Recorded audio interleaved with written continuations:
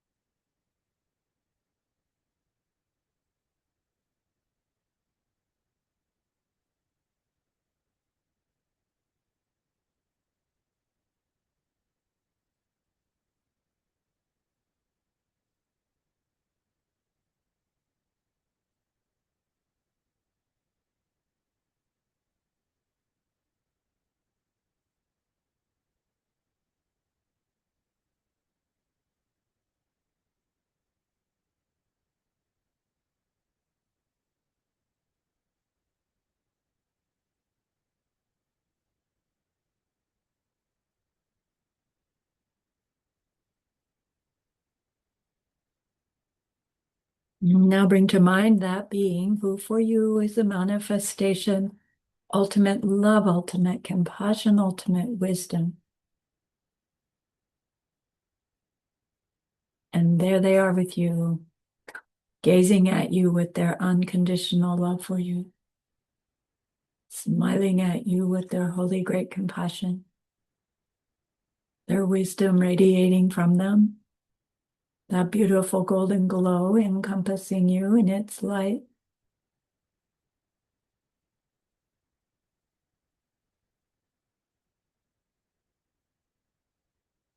And then we hear them say, bring to mind someone you know who's hurting in some way. Feel how much you would like to be able to help them.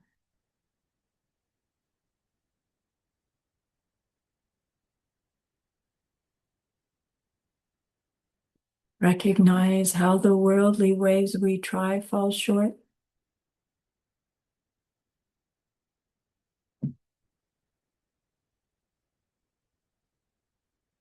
How wonderful it will be when we can also help them in some deep and ultimate way, a way through which they will go on to stop their distress forever.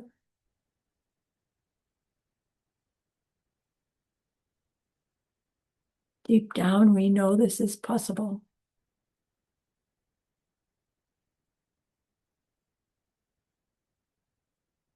Working with emptiness and karma, we glimpse how it's possible.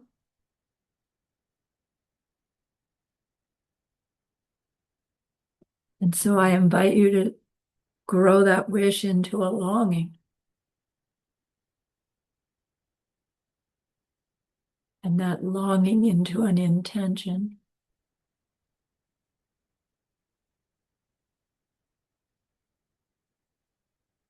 And with that intention, we turn our minds back to our precious holy being. We know that they know what we need to know, what we need to learn yet, what we need to do yet to become one who can help this other in this deep and ultimate way. And so we ask them, please, please, please teach me that. Show me that.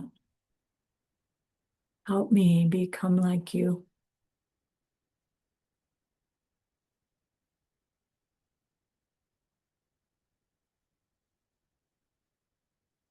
And they are so happy that we've asked. Of course, they agree.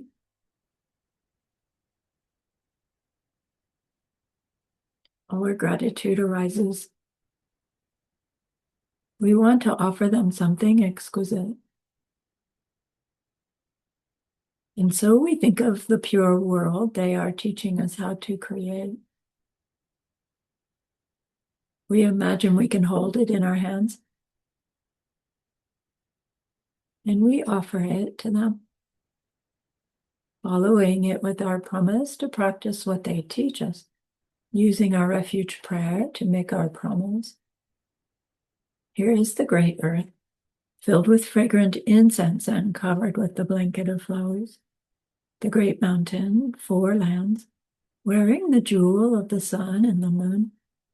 In my mind, I make them the paradise of a Buddha and offer it all to you. By this deed, may every living being experience the pure world. Idam Guru Ratna Mandala Kaunirya Tayami. I go for refuge until I am enlightened to the Buddha, the Dharma, and the highest community. Through the merit that I do in sharing this class and the rest, may we reach Buddhahood for the sake of every living being. I go for refuge until I am enlightened to the Buddha, the Dharma, and the highest community.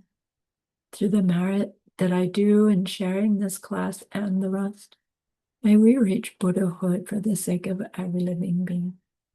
I go for refuge until I am enlightened to the Buddha, the Dharma, and the highest community. Through the merit that I do in sharing this class and the rest, may all beings totally awaken for the benefit of every single other.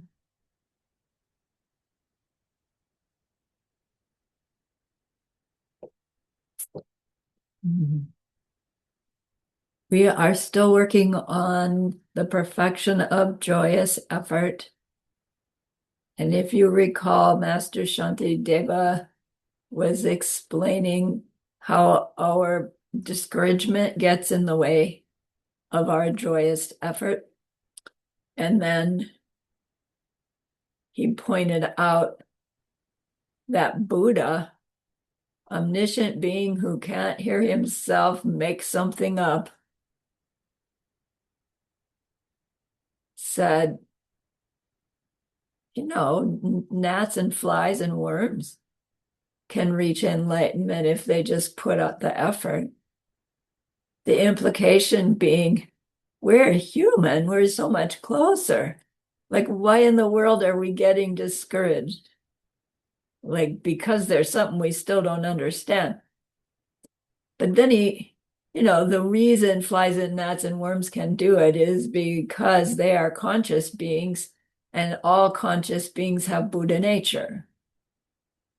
And then Geshe-la gave us a little glimpse into what's meant by Buddha nature so that we can be sure not to misunderstand what's meant by Buddha nature. It's not having a tiny little crystal Buddha already inside of ourselves that we just need to crack open or clean away the mud, and there it will be. That Buddha nature has those 2 aspects. Right? Buddha nature is defined as that which can turn into a Buddha. And then it has those 2 aspects. It has the innate Buddha nature and the Buddha nature that's developable. And we learn that the innate Buddha nature is what becomes or allows the essence body of our Buddha, which is the emptiness of the Buddha being you will be perceiving yourself as. That's an absence of something. So we can't make our essence, we can't make our essence body of a Buddha without the other bodies of a Buddha. And so our innate Buddha nature alone is not enough to be the Buddha nature that turns into a Buddha. So there has to be some other aspect of Buddha nature. And that's the Buddha nature that requires development, we learned.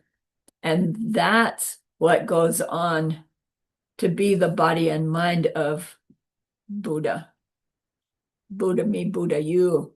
Buddhas that are already Buddhas. So then your quiz asks for the classical examples of innate Buddha nature and Buddha nature that needs developing.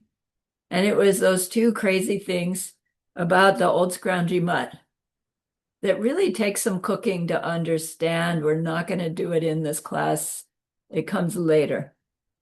So innate Buddha nature, the example, classical example is the emptiness of the mind of a scroungy old mutt, meaning the emptiness of a mind of anything that has a mind, the emptiness of that mind. And the emptiness of that mind is that mind's lack of self-existence, meaning it is dependent upon seeds ripening, right? It's projected. And an absence of the mind of the scroungy mutt, the absence of the emptiness of the mind of the scroungy mutt is describing the absence of its self-existence. Then, of course, there has to be something there that is absent of self-nature. And that's the Buddha nature that needs development. And the classic example is the seed for a totally pure state of mind in that mental continuum that is the scroungy old mutt now. So it's not saying the scroungy mutt already has the pure seed, but the mind stream that is perceiving itself as a scroungy mutt now can create a pure seed in its mind that will go on to force it to perceive itself as having a mind and body of a Buddha, and it will have its essence body, the emptiness of the body and the mind. Got it? So the Buddha nature that is developable is the presence of something that is so pure it can ripen into our Buddha body. And the innate Buddha nature is the emptiness of the mind that can plant that seed because it's empty. All right. So that guarantees our Buddhahood because our mind is eternal. It means it's eternally empty. And so it is eternally being perpetuated to see itself the way it sees itself by way of how it sees itself as it interacts with others.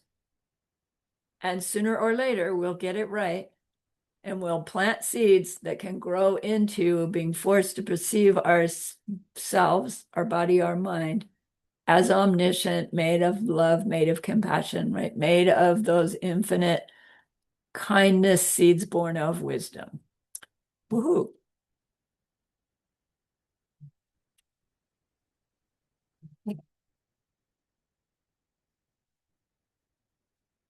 So finally, in that previous class, Master Shantideva said, Buddha said, don't get discouraged because just start with what's easy in doing our 6 perfections and push a little bit.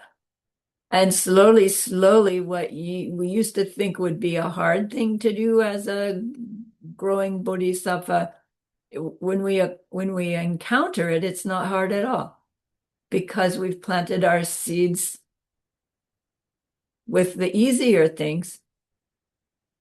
We will see things as easier, even when old me would have seen those as harder. And that's where we're going in this class, is looking more deeply into the impact that starting with carrots and potatoes can have on our mind if we'll just do it instead of read about it and then not do it, right? Which is, anyway. So we're still working with that Tsinkonge la droa o. What is effort? It is joy in doing good things. And Master Shantideva has been pointing out our our hardships or our resistances that will meet as we progress ourselves along our path. And it it it's likely that we will be called upon to do difficult things along the way in our Bodhisattva career. And we hear the stories of those great beings, right? The story of Virupa, who ripped his eyeball out and the person got upset and stomped on it. And we heard of Arya Nagarjuna, who's, he has this close relationship to the king. And I don't remember the details, but that between somehow it's decided that the king will stay king as long as Arya Nagarjuna is alive. And, Arya Nagarjuna is said to have lived 500 years. So the kingship is going on for a really long time. And the prince who's due to take over the kingdom, he's getting older. And his mom is getting concerned that the prince is never going to get the kingdom. And she's jealous of Nagarjuna. And so she decides that because Nagarjuna is such an incredible bodhisattva, she can send her son to say, it would make my mother very happy if I could give her your head on a platter, because the mom wants Nagarjuna to die so the son can become king. So, the prince wants to please his mother. And he tries to kill Nagarjuna and he can't do it, he can't do it, he can't do it. And finally Nagarjuna says, what's the matter here? And he goes, well, this is the story. And Nagarjuna says, well, okay, here, take this piece of grass. It was kusha grass. And just, right here. And the prince does, and the head rolls off. And he takes it to the mother. And I don't know. There's more to this story. But it's like, whoa, if in my Bodhisattva career, someday somebody's going to say, hey, can I have your head? It would make my mother very happy if you would give me your head. And you go, oh, okay, fine, I'll do it.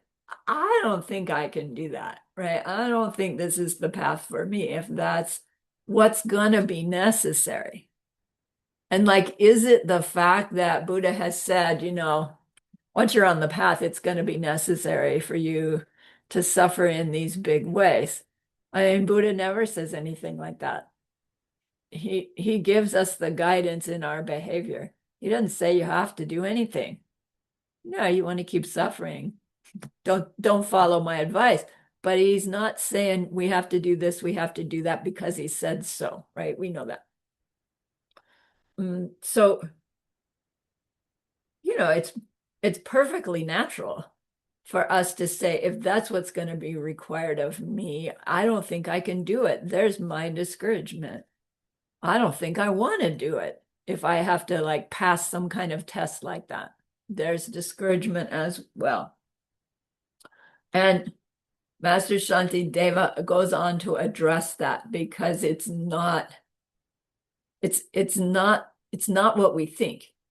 It's not going to be what we think it's going to be like, is the punchline. Like our learning in Diamond Cutter's Sutra, the King of Kalinka story, and how that yogi gets all cut up. And then the question was, does he have pain? Does he have suffering? Does he have pain? Yeah, he had pain. Did he have suffering? Well, if he was so keenly aware that this was the last, I don't even know how to say it, the last unpleasant thing that was going to happen to him before he reaches nirvana or whatever his goal was, would you be unhappy to be in a situation where you're finally burning off those last seeds, whether it hurt or not? You'd be going, cut me, cut me, cut me some more. And it's like, I can't imagine. But only because my seeds can't imagine something unpleasant being enjoyed, because there's a clash there in definitions. Unpleasant means I don't like it. By definition, you can't have something unpleasant and like it, because then it isn't unpleasant, even if it was getting your fingers cut off. It's not just semantics, it's reactive, but it starts with the semantics and the logic to be able to recognize how is it that we can find ourselves in a situation that old me would have, avoided like the plague. And that me that's finally meeting up with that circumstance is eager to do it. Where's that going to come from? It's going to come from a whole lot of kindness seeds planted such that there are not enough unkindness seeds ripening that a situation could be experienced as painful or suffering. And based on our understanding that our innate nature is the emptiness of our body and mind, whether it is pure or impure, then we recognize that there's nothing we can't create by way of the interactions we are aware of ourselves doing with what we are aware of as other, which is why we're talking about all of this in order to overcome our discouragement. So let me get the verses and the vocabulary. I'm doing an experiment and going back to my old way because, whoopsie. Yeah.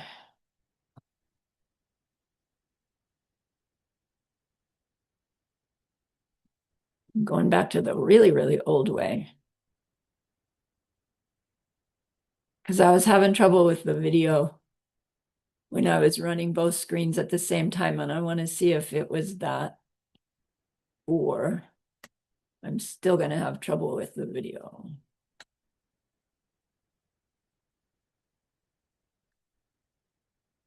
So please be patient.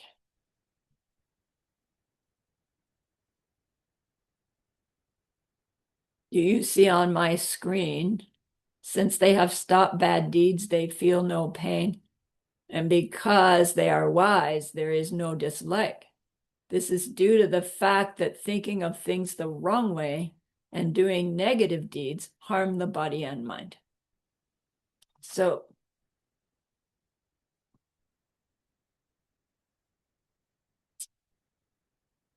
when a bodhisattva does one of those amazing deeds that seems to us to be extraordinarily painful and, look, not really even useful. If somebody came up to me on the street, Sarani, you're a bodhisattva, well, trying. Okay, I need your eye. Can I have your eye? And I was able to actually do it and give it to them. Like, how does that really help them? They're not going to stick it in their socket and see out of it. But it's like, that's not the bodhisattva's concern, what they're going to do with it or how can it help them. It's like they had a need. They asked me. I could do it. I had what they needed. Okay. Whatever you do with it, fine. And like, that's hard enough to have the disconnect between serving somebody as the seed planting without having some connection to the result you get by how they react. We'll talk about that a little bit later. So the question is, when a bodhisattva does one of those amazing deeds, does it hurt them? Do they just have this tremendous willpower to make themselves do stuff that's going to hurt so bad? Like, could they go to the dentist, to have their tooth drilled and will themselves to not have any pain. It's like, no, it's not about willpower over pain at all. By the time we get to the point in our Bodhisattva career where we would be called upon to give up our eye or our arm, it won't hurt to do it. It won't be a struggle. Because the Bodhisattva at that high a level has accumulated so much virtue. They've overcome so much of their past negative karma that to do those deeds is a totally different experience than what it would be for me to do it now, or even imagine what it would be for me to do it now. Because my seeds aren't that good to even imagine that I could do it. But as a Bodhisattva career, I do have the seeds to hope I could do it someday, which would never have occurred to me 30 years ago. So, right, it's all driven by our accumulation of our karmas, as everything about our experience has ever been driven. Same for bodhisattvas. Bodhisattvas are now doing it with greater understanding, greater wisdom. And so with greater accumulation of those deeds that when they ripen as positive things. So what is it? What is it about their accumulation that's helped them get to the point where they could painlessly pull their eyeball out? They started with carrots and potatoes and then built up to $100 bills instead of $5 bills, and then built up, right? Ever so slowly accumulating the goodness that they could achieve without regret, with a little bit of struggle, but not the struggle that would make them fail to give. And by the time that's accumulated, the task that comes to them to give has gotten bigger. But from their perspective, it's no more effort to give their eyeball than it was to give the carrots and potatoes at the beginning of their career. Right? Their very perception of themselves and the situation and what they can do to bring a little happiness to that other person in the moment, or just to try, because maybe it'll work and maybe it won't. So underneath all of that, as we understand, had to be some level of understanding, big level in my opinion, of the emptiness of all the aspects of the experience that we're talking about. So if it's the experience of pulling your eyeball out, to understand like all the nuances of the emptiness of the three spheres of that experience, and how that would color our reaction, our like initial reaction to the situation, which our initial reaction is just thumbs up, thumbs down, neutral. And then from that comes the distinguishing what's going on and what do I want to do in response to the thumbs up or thumbs down. And then the decision of whether to do or not, to do that or not. Is like this process we're learning to grow our awareness to be more and more aware of those steps.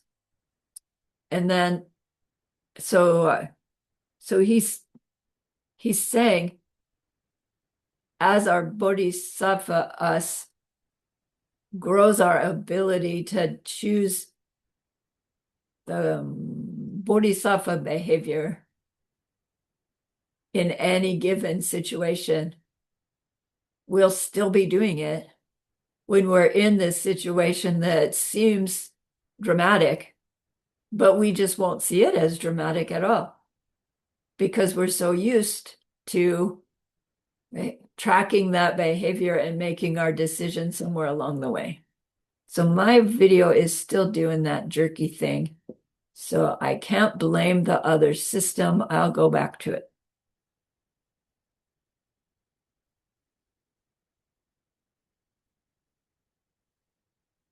So Geshe-la used the example of consider the place where you live, the city or town where you live. I live in Tucson. Right now, it's so beautiful. But in the summer, it's really, really hot and dry and everything's dusty and dirty, and a lot of people complain about it. And he said, look, whether you see your place as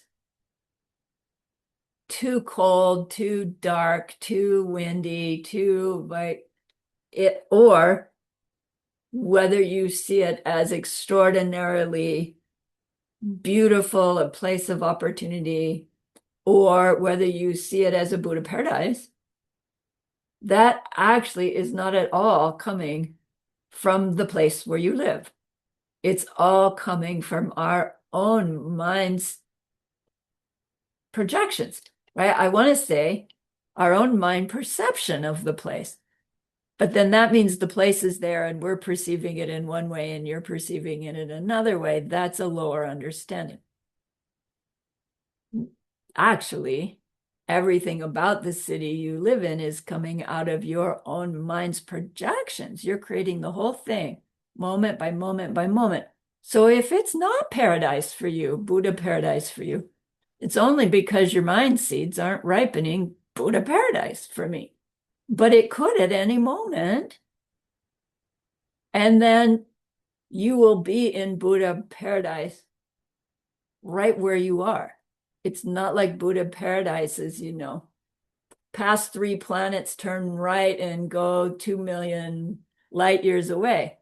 Buddha paradise is a shift in our projections, and that's all. So do we have to make some really, really big, huge virtues to shift our mind to see our place as paradise? And they say, that might do it.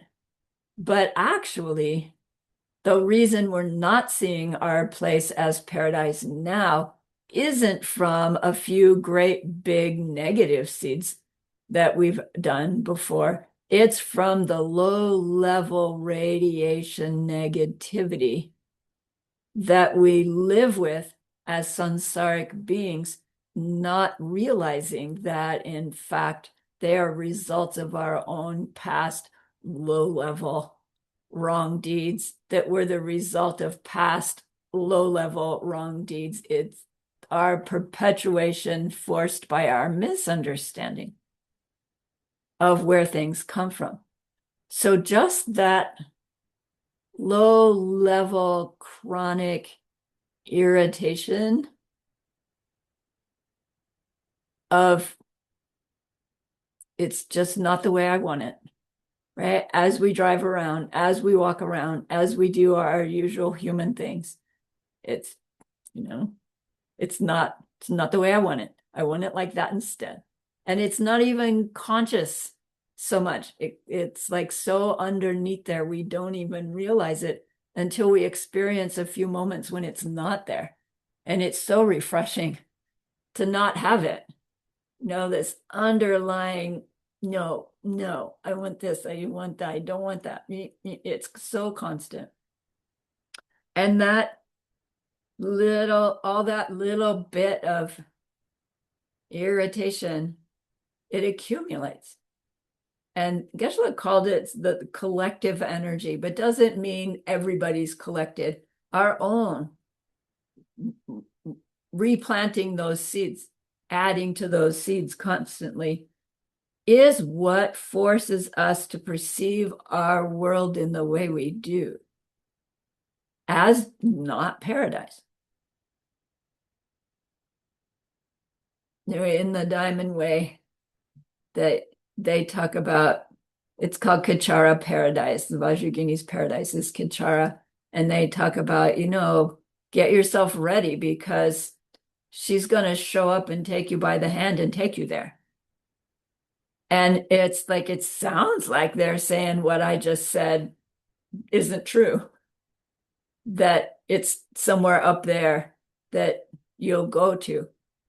And so, of course, in order for that to make sense, we need to be well trained enough about what it is to have the experience the angel comes and takes us to paradise. It isn't something that some angel named Vajrayogini one day says, oh, okay, it's time to go get Janet. It doesn't happen like that. It's our seeds grow into having an experience that if we were to describe it to somebody, we might describe it as, man, the angel came and took me with them, whatever that means. But it's not going to happen other than as ripening projections from our own mind made by the seeds that we planted that grew into that experience. Right? So Diamond Way still requires seed planting, behavior choices, behavior changes. And if we think there's something different about Diamond Way than Sutra Way in that regard, we'll be sorely disappointed when we get to Diamond Way. What? I've got to still keep my book? Yeah, only now you've got that number of vows to track instead of just, I don't know, how many do you have now? 64 plus 5 plus refuge vows. So anyway. So the way we make Buddha paradise is by way of training ourselves in low-level radiant virtues. Replacing that irritation, not replacing it, transforming it into low-level kindness. And we use all those situations that we were calling irritating, that we're resisting, and etc. And instead we use them to burn them off and do something different. And when we are doing that specifically on our practice of perfection of joyous effort, we're having a good time. Having those normal human experiences that we would have been irritated by, only now we're enjoying burning them off and planting new. So as our focus on the planting grows, our enjoyment grows because we know that what we're doing is planting our seeds for a paradise for everybody someday. And it doesn't really matter what the next moment experience is. I've had a good time planting this little bit of virtue. And as that accumulates and begins to ripen, our circumstances improve. Those irritating people at work, they get transferred, they quit, or they become your best friend. And you don't even remember that they were irritating. They don't change. Our minds change. And so our reactions to them change. Can we do it by willpower? I don't know. If you can, do it. But mostly the willpower comes in the effort to change my old pattern of reactivity and the effort that I apply to my 4 powers when I goof up, which I do. And my effort to apply my rejoicing in times, right, places where I have managed to be more kind in order to grow the power to be able to be more kind. in the future, right? Our willpower comes in our effort to continue to use our practices, even if it appears, or even as it appears, that nothing's changing, nothing's changing. It's never nothing changing. Things are always changing. We just, again, have this, I want it tomorrow. I want to see my results next week. And then that's part of the low-level irritation, because we're clinging to getting a result to prove to ourselves that our behavior change was worth it, instead of having already proved through logic that my behavior change has to be worth it, even though I have not seen, I don't think I've seen its result yet. It's separating ourselves from using our result as our evidence of our success, rather than using, wow, I really did plant a kindness here. I really was nicer than I would have been here. And to recognize those moments of planting as successful practice.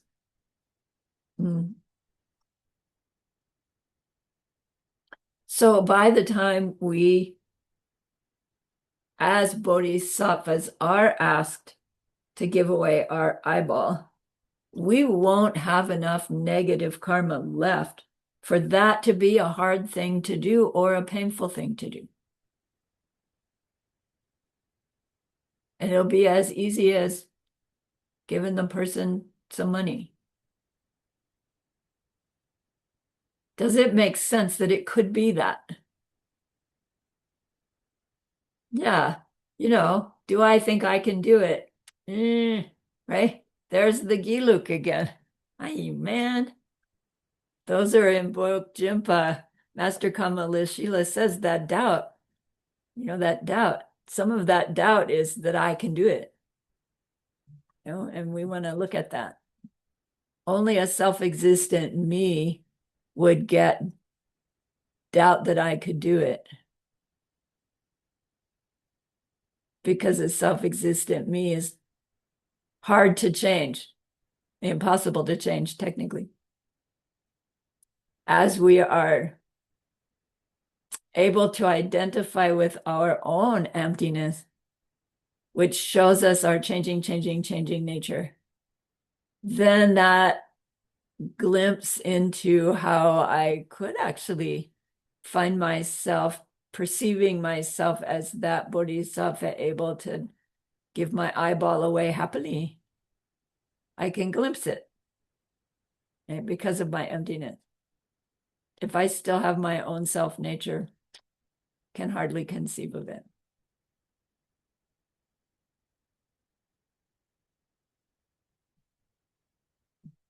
So we start with carrots, potatoes, but we don't stay at carrots and potatoes, right? We challenge ourselves a little bit more and a little bit more, but we're not expected to push too far too fast. We'll hear it again a little bit later. So he goes on to point out that there are two sources of all pain. And if we can understand those two sources, we can stop making them.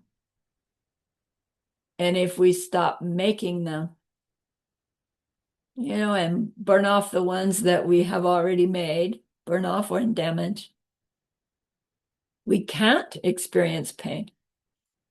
Nothing that happens to us will be experienced as pain. Might we still have to go get a root canal? Probably. But it wouldn't be able to be perceived by us as painful. And then it's like, it's worth chewing on. What do I mean by pain? Physical pain, mental pain, emotional pain. At what point does that circumstance become pain? things are painful. Okay. That's for another day. Because they are wise, there is no dislike. Due to the fact that thinking of things in the wrong way and doing negative deeds harm the body and mind. So when we've got our wisdom and we're learning to live according to that wisdom, not learning, we've already learned about it, we're actually doing it, then every circumstance that we encounter is another opportunity to plant kindness seeds. And in which case, it doesn't matter whether the opportunity is something I like or something I don't like. It's opportunity to plant the kindness that will become my Buddhahood for the benefit of all others eventually. And in that way, even if it still might occur to us to do some kind of negative deed, we won't do it because we understand so clearly that it's just hurting myself. So one part of me wants me to do that.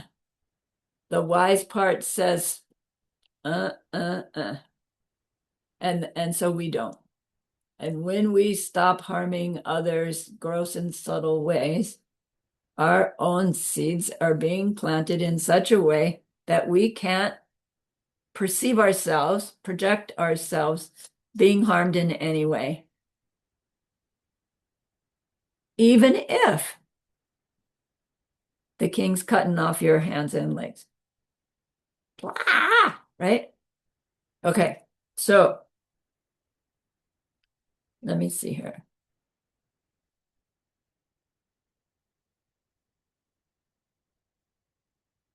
I have some vocabulary I have to go back and forth today.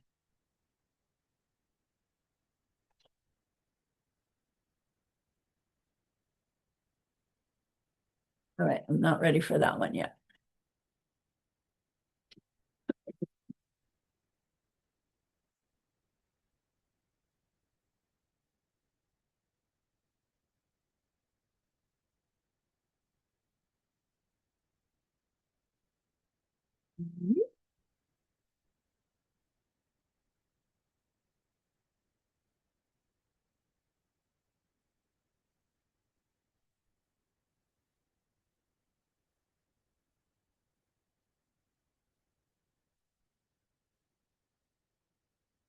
So there are two sources of all the pain that we can ever experience. And if we can figure out those two sources and their causes and stop making the causes, we can stop making future pain for ourselves and everyone is the point. So first he tells us, Kansaki Dakdan Dakir Shempa, that's the first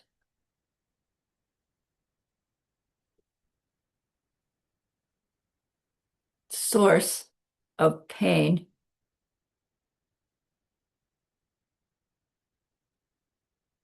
Gasak is a person. Gasaki Dak means the self-existent person, meaning me. You're me. Gansaki Dak. Dong means and. Dakir Shempa, the Daki Shempa means that what belongs to that self-existent person. So the first aspect or thing that contributes to all of our pain is this belief in a self-existent me and the things that are mine. Self-existent me has a mind. Self-existent me has a body. Self-existent me has a world. Self-existent me has experiences. Self-existent me has stuff. Which means my mind, my world, my stuff, my experiences, they all have some nature of their own as well. But the catcher is the self-existent me that must have those other things because that makes up me. That's what me is. Me, my body, me, my mind. Me, my experiences. That stretches a little bit. We don't identify our experiences with our me. It's all happening to me, self-existent me. That's going to change a bit.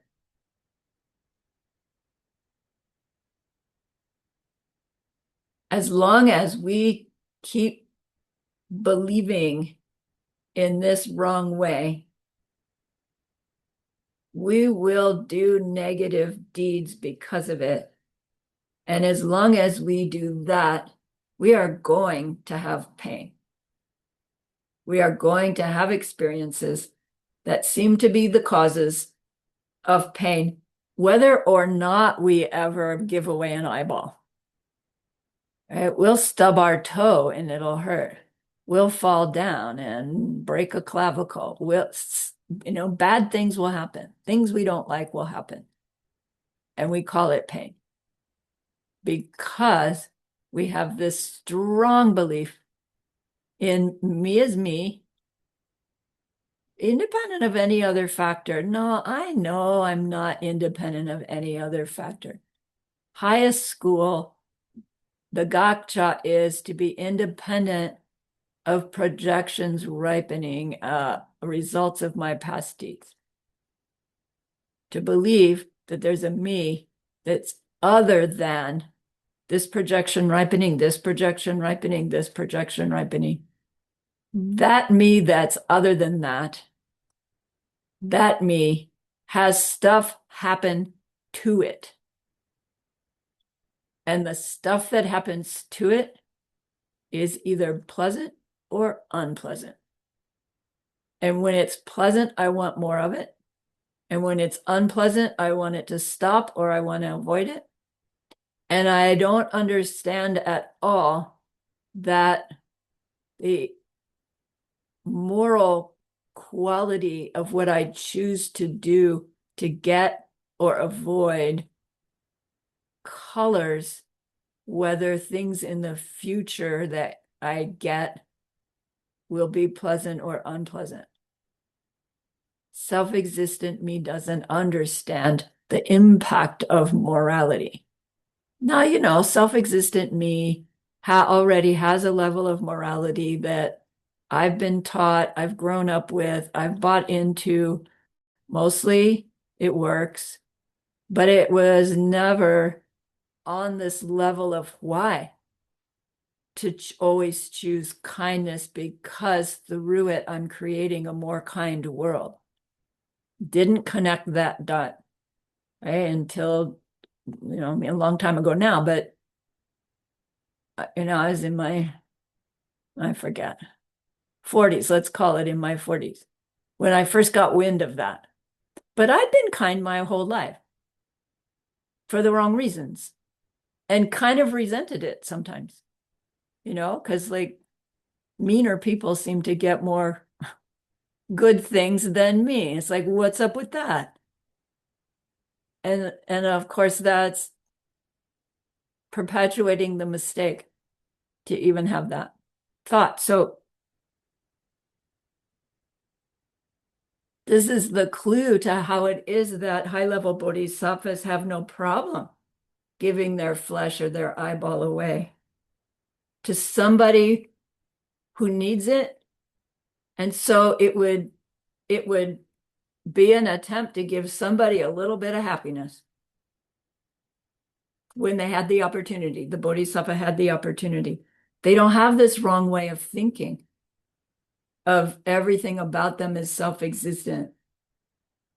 Everything about them has some identity other than being this ripening result. Opportunity to plant an imprint in my mind to help me reach my Buddhahood. When we don't have that, we resist anything that seems hard or painful. when we do have our understanding of our no self nature, it's really not perceived to be hard. And maybe it's even like, wow, cool, I finally have the opportunity to do something really powerful. Yes, I'll give you my eyeball. Okay. This belief in our self-existence is the blind man walking with the cane in the wheel of life. The misunderstanding that we believe in so strongly that to come to understand that it's impossible seems almost impossible. To wrap our mind around the fact, right, that self-existence is so impossible it's never been. Instead of like, oh, finally, I'm going to transform my self-existence. No, it was never there in the first place. But darn, it rules my behavior choices, and it's not even an existing thing. So when we do get ahead of that enemy, it makes a big difference. That's what seeing emptiness directly does for us, right? We stop the belief. We still see things the old way, same old way, but we don't believe anymore that they're not projections. We can't see that they are projections, but we know that they are. And so we're not replanting the ignorance. We're ripening it, but not replanting. Hooray.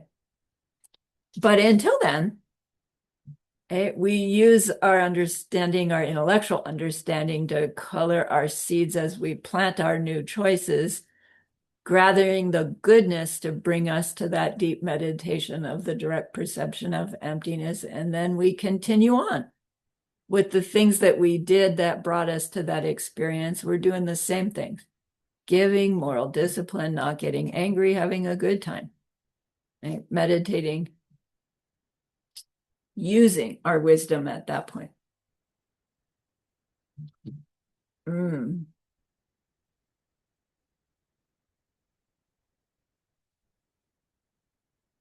So they say we cannot commit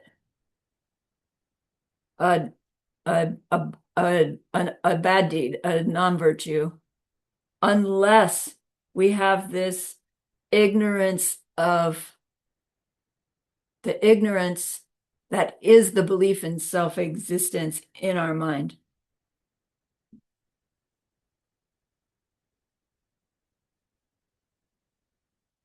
The belief in self-existence in our mind is what begets our mental afflictions. So if we don't have the ignorance in our mind that believes in its self-existence, we also will not get mental afflictions. So we understand that all mental afflictions don't get cut off. Once we see emptiness directly, we only lose 3 out of the 84,000. And as we are experiencing our mental affliction, we no longer think of it as having some nature of having come from the experience. We know it's mistaken, and we know it's a ripening, and we know how to respond to it in a way that burns it off and plants new, which is not mentally afflicted.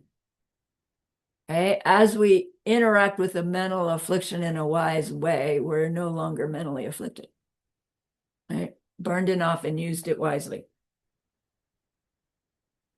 So then, without negative deeds and mental afflictions, we can't have suffering. Right? What's nirvana? Freedom from all mental afflictions and the seeds for more due to our individual analysis, which we know is code for seeing emptiness directly and then learning to live according to it until we've burned off all of the past seeds of having seen things as self-existent and believed them. Doesn't happen until 8th level Bodhisattva Bhumi that we stop perceiving things as if they're self-existent, not believing it. We no longer even perceive them as self-existent. And it's like, what's that going to be like? Are you seeing the silver seeds open, open, open, open? That would be a little disorienting. I don't know. I haven't heard Geshe-la describe what it's like to experience things at nirvana other than this description of no more seeing things as self-existent anymore. No more experiencing them as not projections of own mind, my own mind.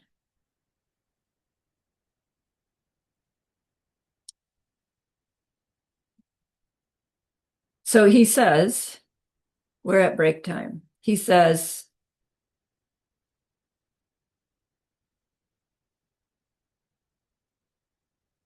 we have 4 forces that we can cultivate to support our joyous effort. We already got 4 forces. Now we get 4 more. So let's take our break and then we'll learn the 4.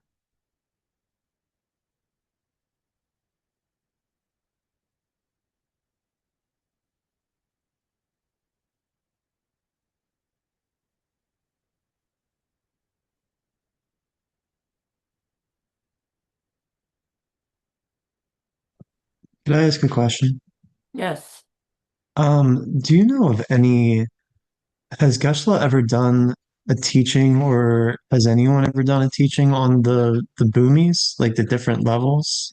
Or is that like later on? Is that like advanced teaching stuff? I've never been to a class where he speaks directly towards that. It's one of Lord Maitreya 5 texts goes into that. And then there's a whole book about it. It comes up in the Diamond Way a little bit more, but still we didn't delve into it deeply. Um, I suspect it's coming in the translator courses, but I don't know when they'll get to it. Hmm. And I'll have to ask. Sumati knows more about that than I do. Let me check with him and see if he can give you a text title. There, there is an English translation from a Geshe that has written about it extensively. And from my side, when I tried to read that book, thinking, "Oh, I can now really understand," it was like I couldn't make heads nor tails of it. Um, but there are texts about it. We just hope they'll say, "This is what it's like to be in Bhumi 1. This is what it's like in Bhumi 2." And that's not how I saw it back when I looked. So I'll check with Sumati and see, Mike. Yeah, that's what I'm like, what makes I'm like, I'm just Yeah, interested in what is the difference? Like, yeah. you know, Janet, Janet, has your center studied the Bhumis? No, but Chandrakirti entering Yeah, the middle way is a combination with the sutra on the 10 bhumis. yeah, And and I'm reading a teaching that's on it, but my Ne Lama says that he's cautioned it's not always right, that the person yeah, that teaches. yeah. Um, but it almost doesn't matter because Chandrakirti says there are no bhumis and there's no path. I know that's always what it comes down to, but we want those clues, right? But, then they talk about it anyway. And that's what Louisa said. She's on this call too. Don't you have to see emptiness directly in order to have reach the first boomy? But Yeah, there's a lot of clues that they don't go in order. Like you're surrounded by teachers even before you reach the first boomy. So what's up with that? yeah. What's up with that? Yeah, good point. The thing There's an with Tantra earthquake. Kurtis, yeah, the There's thing an with Tantra, earthquake and you're yeah, surrounded by teachers. There's an yeah. earthquake. And that's That's happened, in my experience, there's an earthquake and we're surrounded by teachers. There's no the direct perception of emptiness. no, I know, I know. The thing with Chandra Kurdi's text, it's not like he gives us a chapter on the first bhumi. you've got to weave your way through all of this stuff. And then when you've done the whole text, you look back and go, oh, that was about all the boomies. No, And it's well, like, I find it so difficult to the follow teaching it. does the teaching does the go in order, but it kind of glosses through 1 to 5 and it stays on 6 for a while because 6 is like the mind only school. And then Yeah. evidently that's where we're at and they want to talk about how we think things are coming from our mind. You know, I'm on Telegram with you, Mike. I could just forward you that reading and you can decide for yourself if you want to go through that. But it's got students and Q and A's and they ask the questions that we would ask. Yeah. But he talks about stuff like I was talking to Crawler, that's my Neilama. I was talking to him about, well, what's different? And he's like, well, they talk about the floaters in your eye and the hairs and how Yeah. if one person sees it but another person sees it, it doesn't really exist, but it's just in the mind. But Carla was saying, but th there is something in your eyeball. That's why you see the floater in your eye. And he Yeah. didn't really like the necessarily the way that was taught or some of the Yeah. other things that teacher has said. Yeah. But if you wanted just to go through the boomies, you could probably, you know, because he references that text, you could use the magnifying glass tool and you could type in first boomy and you can read what the different levels are just to get that.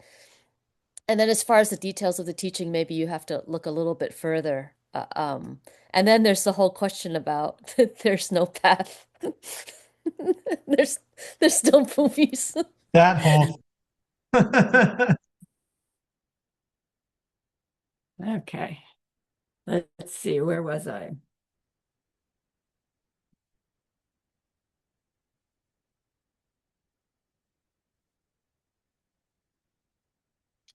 Mm.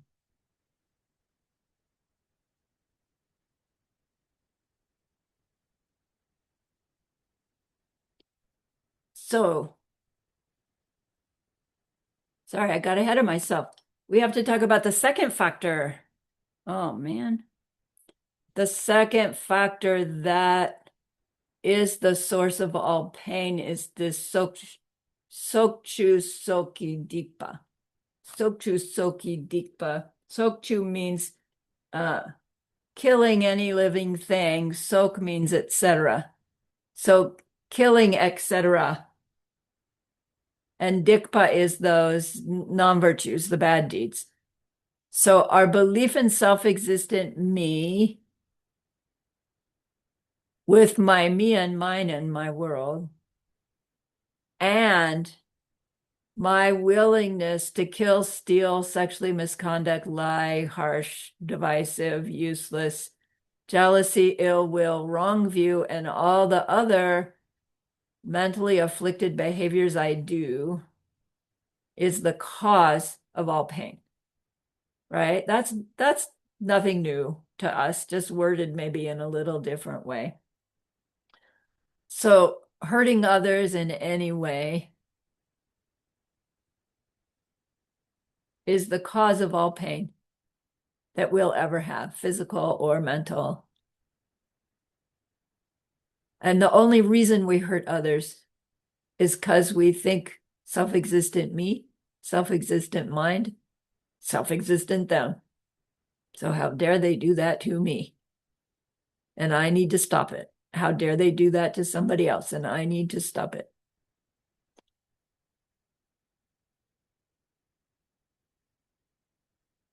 If we have anything unpleasant happening in our lives, or we even imagine it could, the only way to help ourselves, let alone anybody else, is to change our karma, right? Change our karma by way of the seeds that we plant in our mind. How do we do that? Be kind no matter what. Study emptiness. Meditate on it. Act according to it to the best of our ability, knowing that anything we do is gonna come back to us similarly. Not exactly, because seeds grow similarly. So the only way we can experience anything is if we have created those seeds by some similar behavior in the past. And it applies to everything. There isn't anything that we can't use to change our seeds in our mind to create anything that we want. We can create the most awful, horrible world if that's what we want, by way of being awful, horrible to somebody else. It's not, doesn't just work one way. As we know, our self-existent me has acted in self-existent ways to protect self-existent me, which we're supposed to do. And in so doing, perpetuated a world in which people hurt people, right? Beings hurt beings. So I'm not just talking about humans. In order to live, in order to survive. And it's like, once we catch on to that picture, it's like, man, how in the world could a self-existent world exist? Like, it doesn't make sense. So, right, he says it doesn't make sense. But somehow it doesn't occur to us that the mistake is my willingness to be unkind because of my belief in a me that they are doing that too.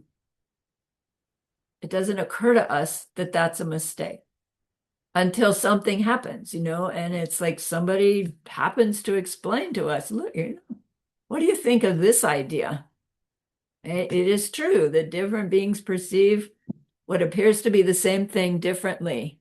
And so therefore, and we cracked, right? We cracked the shell of ignorance. The first time we heard that and didn't go, nah, that's rot, right? The fact that we didn't disrespect it was our seeds. The fact that we even heard it was our seeds. So we've got some amazing good seeds to be here.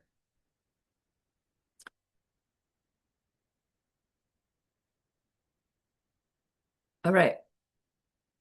So he goes on to give us these 4 forces. I'll show you the verse later. Mupe top, dempe top, gawe top,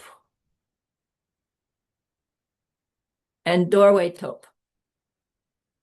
Top means power. Mupe top is the force of willpower. And I've been saying all along, we can't just willpower our way to Buddhahood. But here it is, the force of willpower in maintaining our joy, in our avoiding discouragement. Interesting. But this is not the willpower in the sense of go to the dentist, get your tooth drilled, don't have Novocaine, use your willpower to not feel pain. Don't try it. It won't work if you're human like me. If you're Buddha, you don't need to try it. It's going to work. If you're somewhere in between, you still don't need to try it. But we understand the example that it would be foolish to say, I have enough willpower that I will just not hurt.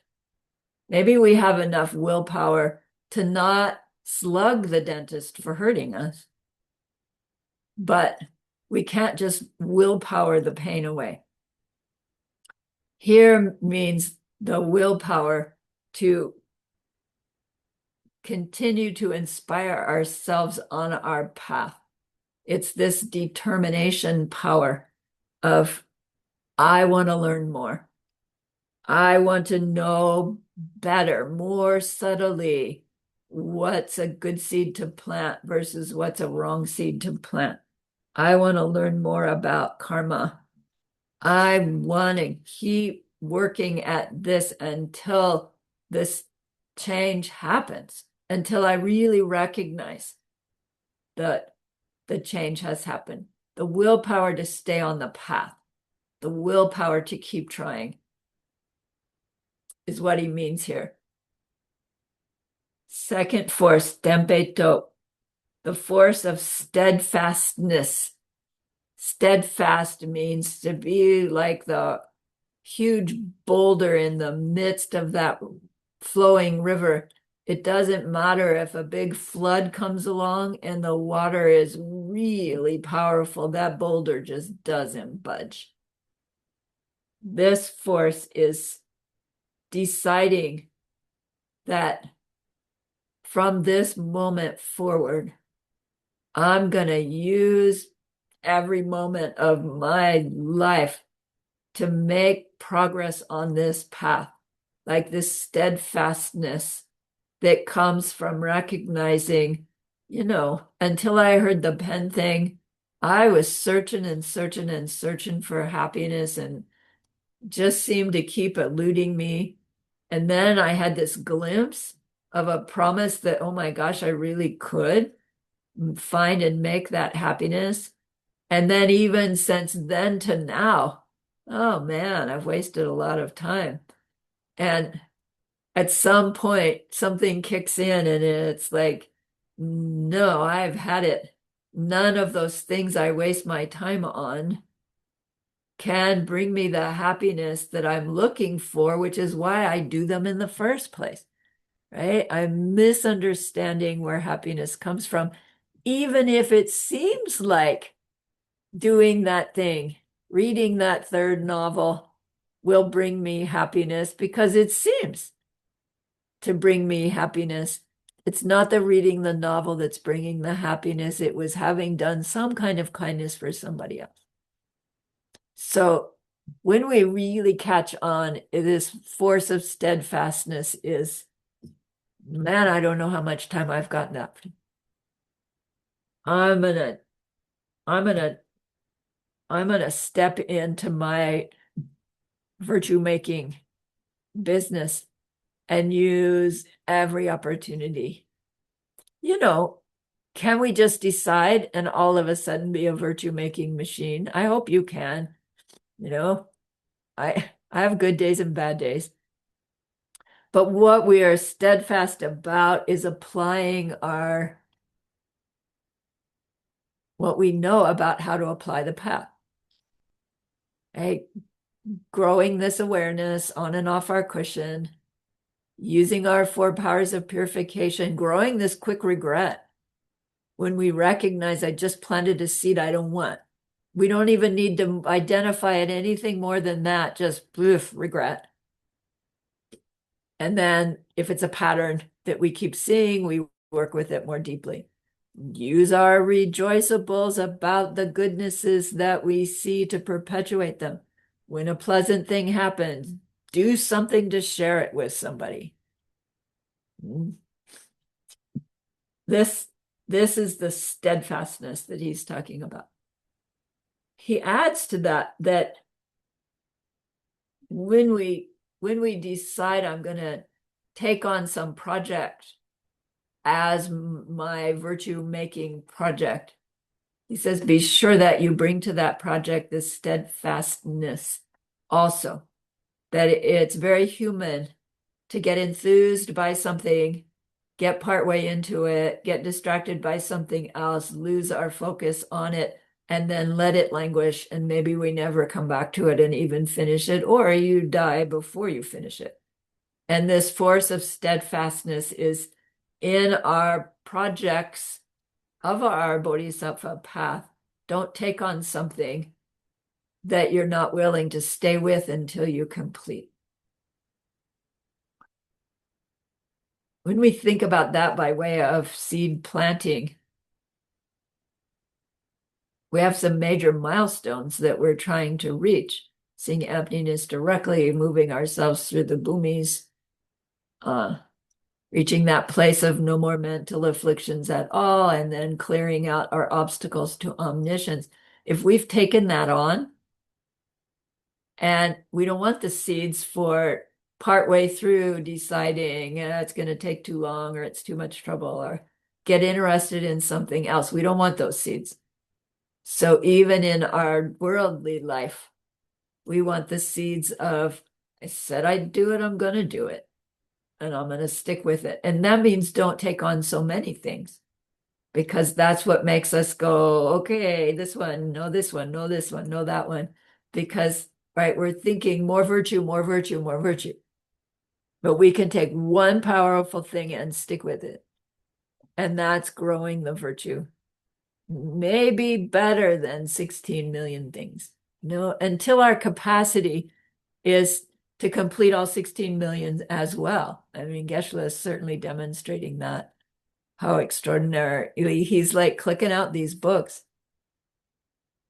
with with with speed, not carelessly at all, but just his capacity is really expanding as I'm seeing it, right? Maybe anyway.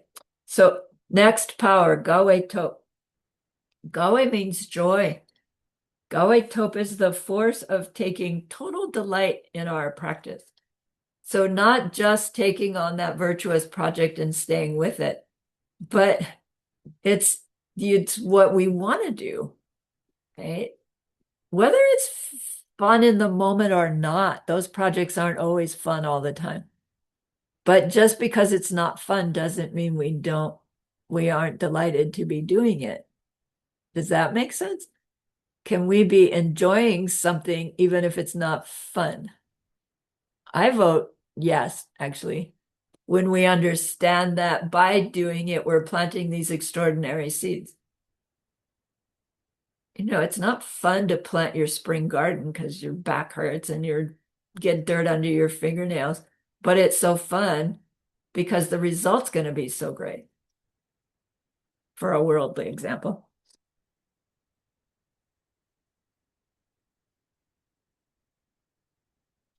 So between steadfast power and this power of joy, we're just so keen on doing our Bodhisattva deeds that we don't want to stop, right? We can be steadfast with it.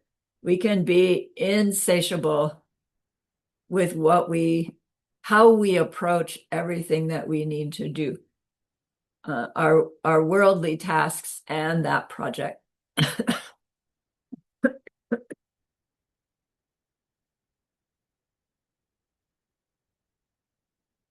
We tend to think of the Bodhisattva as doing those deeds off our cushion, like out in the world is where the Bodhisattva does their deeds. And that at the monastic level or the Vinaya level, that's where you withdraw yourself from worldly life. You do a lot of cushion and study time, prayer time. And it's not one or the other. The monastic training in the Vinaya is the foundation that the Bodhisattva uses as they go out into their world to engage more and more. If we lose the strength of our Vinaya as we're doing our Bodhisattva behavior, we're not doing Bodhisattva behavior anymore because it's based on that avoiding harming. It's just adding to avoiding harming and doing its opposite. Being kind in those specific ways, giving moral discipline, not getting angry, and having a good time doing it. So we're learning to balance those two in our daily life, but they become not two different things as our wisdom grows. They're two necessary aspects of what we are creating. Then the fourth power is doorway top, which means doorway means to leave it off. The force of leaving it off. It means getting good at taking a rest. Knowing when it's time to say, okay, I need to do something else for a period of time to recharge my battery. And so you lay off your virtuous project to, watch a Netflix or read a book or go for a walk or do something, take a nap, yay. But then the tendency for ordinary self-existent human is, well, that nap was nice. I'll take another one tomorrow and I'll make it longer. And right, it's our tendency is to go to those things as our source of happiness more than using them to strengthen our ability at our steadfast, joyful willpower to stay on our path. Get good at doing something else, just enough to get refreshed, and then leave that and get back to your Bodhisattva deeds. I think eventually you'll be having your Bodhisattva frame of mind even as you're watching your movie, right? Even as you're doing your jigsaw puzzle. And then, it's not so much turn off my Bodhisattva efforts to take a rest and then get back into them. At first, it feels like that. But soon, it'll grow until it doesn't matter what I'm doing. I'm doing it with this Bodhisattva attitude of burning off ordinary, planting extraordinary, let's say. And then it doesn't really matter what's going on or what I'm doing. I'm doing it all the time. And you don't need to take time off. But until then, when it feels like, oh, I can't hear another pen thing, go do something else. But then drop the something else and come back, is what he's saying. All right. I'm switching back. Where'd my screen share go?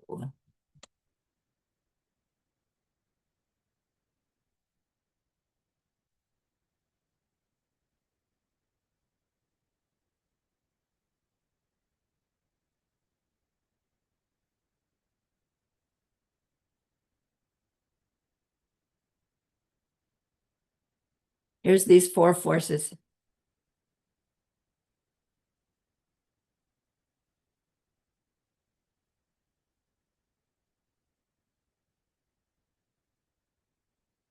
Why are we talking about the 4 forces? Because we're trying to gain our ability to grow the goodness, to be able to cut through the belief in self-existent me, self-existent other, so I can catch myself and stop doing the harmful deeds that keep perpetuating me experiencing things as painful, as suffering. More about using the 4 forces. That's what we just talked about. As we use those 4 forces and get more comfortable with them, it increases our capacity for effort. That was the conclusion we came to. Sorry. Too much. No other way to deliver a class than to talk.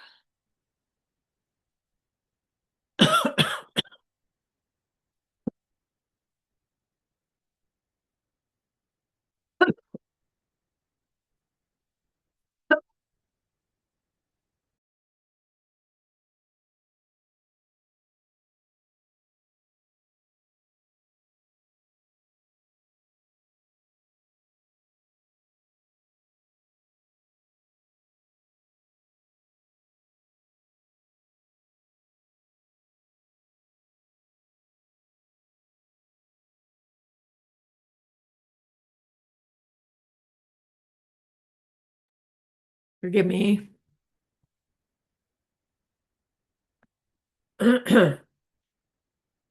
So Master Shantideva goes on to quote from Diamond Victory Banner Sutra, Dorje Gyantse Do. I'll show you that later. Diamond Victory Banner says, gain the confidence to keep yourself on the path. Use those 4 powers. Master Shantideva is drawing that conclusion to grow this confidence. Like, I'm on this path. I'm growing myself into a bodhisattva, moving through my bhumis. I'm going to do it. I'm not going to stop. And Before we start, sorry, we've already started. At the beginning, appraise yourself to see if you have the resources that you need, and then decide to act or not. So it's like anywhere along the line, says Lord Buddha, you're the one who decides whether you're going to step onto this path or not. The very highest thing to do would be to not even to start a thing. But once you have begun, then never allow yourself to stop. So sorry, you're already here. So you must have the resources, or you wouldn't still be here, right? You would have decided earlier. But now that you've already started, like sit down with yourself and your altar and your holy being, and please have a discussion with them and decide for yourself whether you have really stepped onto your path. And say, like, actually, I think I'm still exploring. And they'll smile at you and they'll say, okay, I'm still here for you. But check inside and see, do I have the resources? Right? Do I really believe this enough that I'm ready to truly commit myself? If you're planning to go Diamond Way with Geshe Michael, please do that before you go there. I think it will help you a whole lot to look deep inside and see what you find. And whether you say, I'm still testing the waters, or you say, yes, God damn it, right? It's totally up to you, and you don't have to tell anybody ever, because it's between you and your holy being. Knowing that once you say, I'm on it, then there's no going back because of the seed planted by giving up, right? Is just so strong and such an obstacle for later. But then that means to making that determination is also a hugely powerful seed that's gonna be like a tsunami to help you. But don't, right? Buddha is saying, don't do it prematurely. Same for any project you take on. Do I have the resources to do it? I made the mistake once. Geshe Michael wanted a Tao Te Ching commentary on how emptiness and dependent origination is shown, revealed in the Tao Te Ching. And I got multiple copies of it. And, I could see how it is consistent and these teachings could be revealed from it. And I went up and I got some training from it from a great Taoist Qigong master, but only a little bit. And then when I sat down to actually do it, I was also doing some other things. And I realized, like, it doesn't matter how accurate I were to write that text because I had no background in the Tao. Why would anybody, be influenced positively by somebody from another tradition saying this is what the Tao says? Now, it could have been written, this is what the Tao says to a Buddhist, but it's like I took on the task, then got involved in preparing and doing 3-year retreat and went in a different direction. And it was like, oh man, this is such an awful thing that I eventually, I did tell Geshe Michael, I'm so sorry, I can't do this project for you. And I offered it to somebody else who took it, but I think I'm afraid I just put that person in the position of they're not going to get around to it either, even though they have training and would be a perfect voice. They're doing something else. So it's like, right? a big purification work that I'm still working on. So same thing. Don't take on a project that you don't have the resources to complete, even if it's going to take a long, long time to complete it. Don't give up until you have it completed, even if you die doing it, because we want these seeds to complete this path. Right?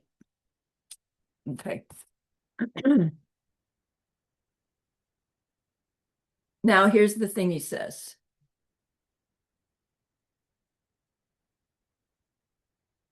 As we are making progress because of our determination and our four forces and etc. Oh, wait, that's not the one. We'll come back to this one. Master Shantideva goes into problems we might encounter. Dun, dun. There we go.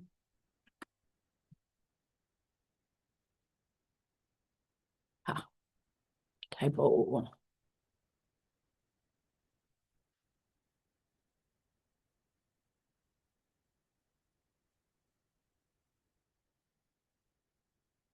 As we are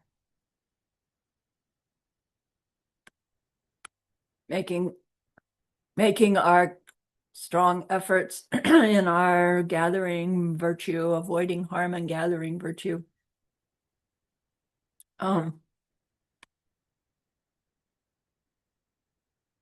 We will encounter obstacles. Obstacles being difficult circumstances. And the teachings counsel us to be prepared for them, to recognize them when they come. And with this growing goodness, we won't run from them or try to avoid them. We will use them, step into them.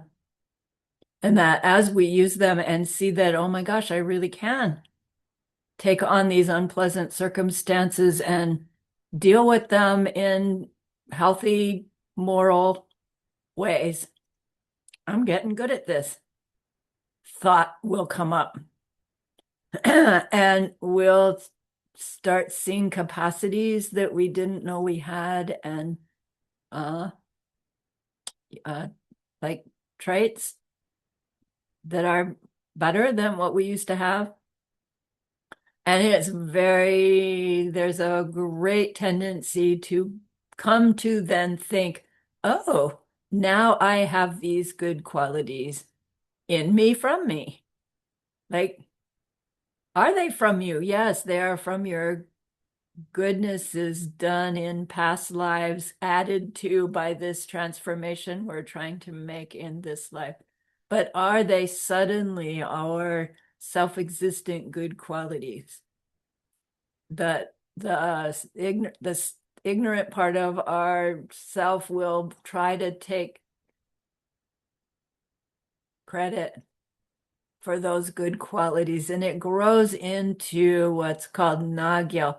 Nagyal means pride.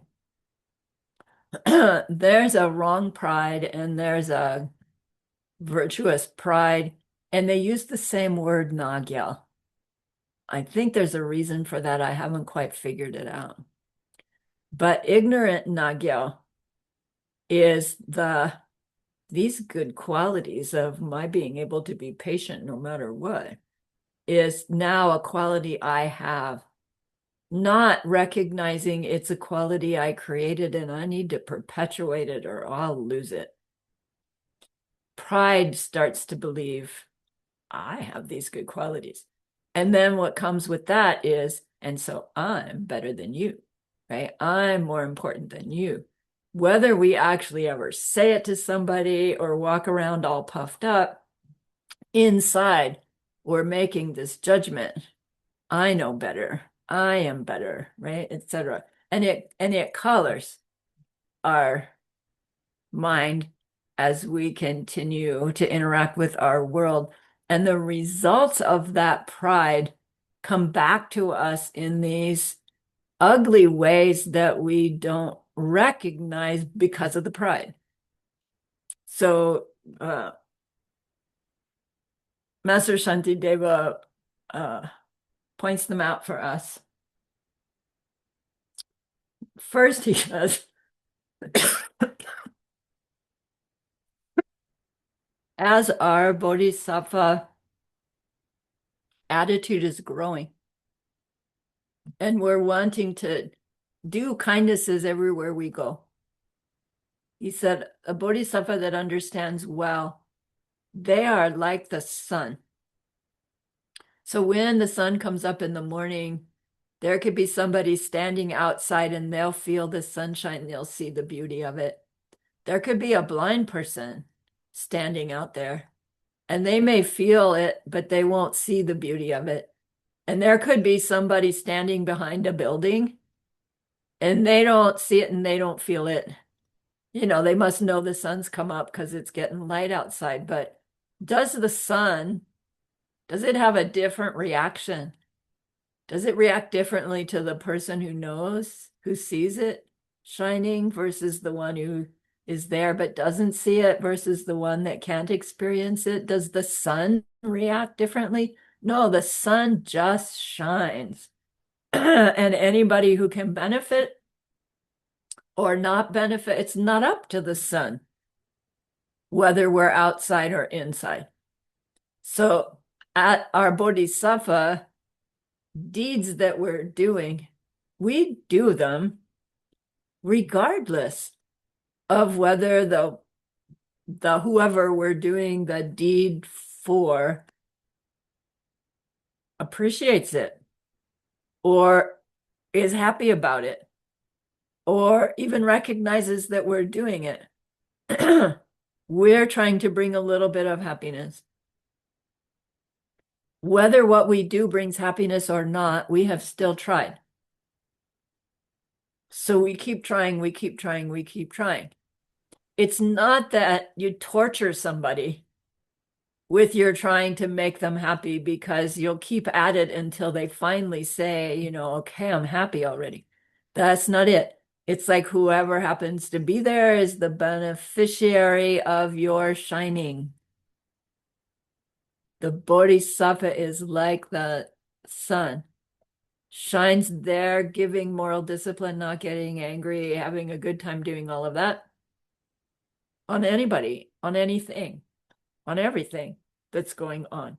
And you don't wait around to see what kind of result you get.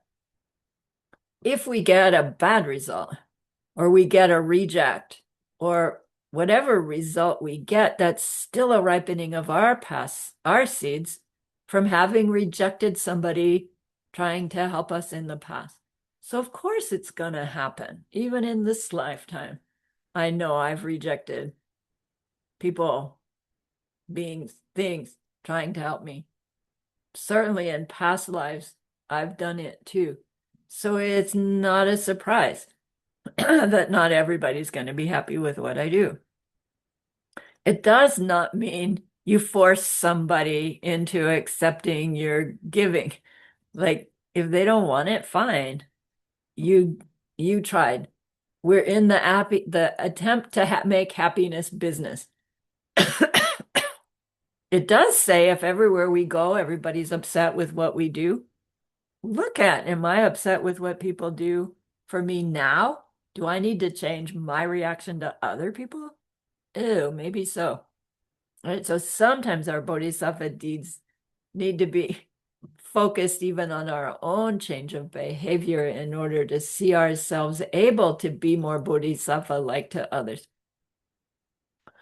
It's pride when we say, no, I'm the Bodhisattva.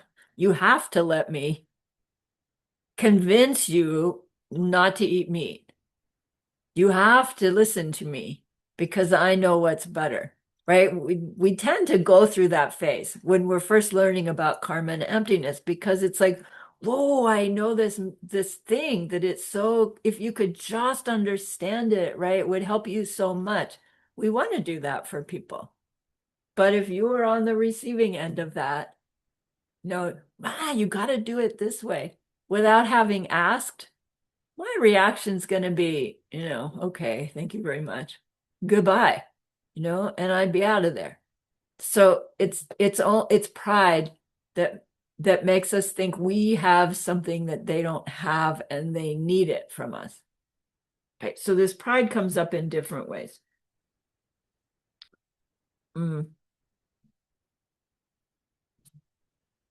Where did it go?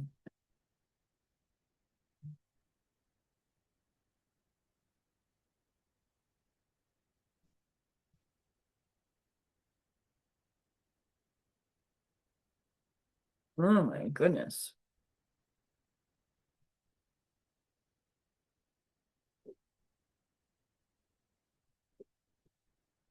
I'm going to show you the Tibetan, but I'm not going to go through it because I'm almost out of time and I'm nowhere close to finished class. I don't know why.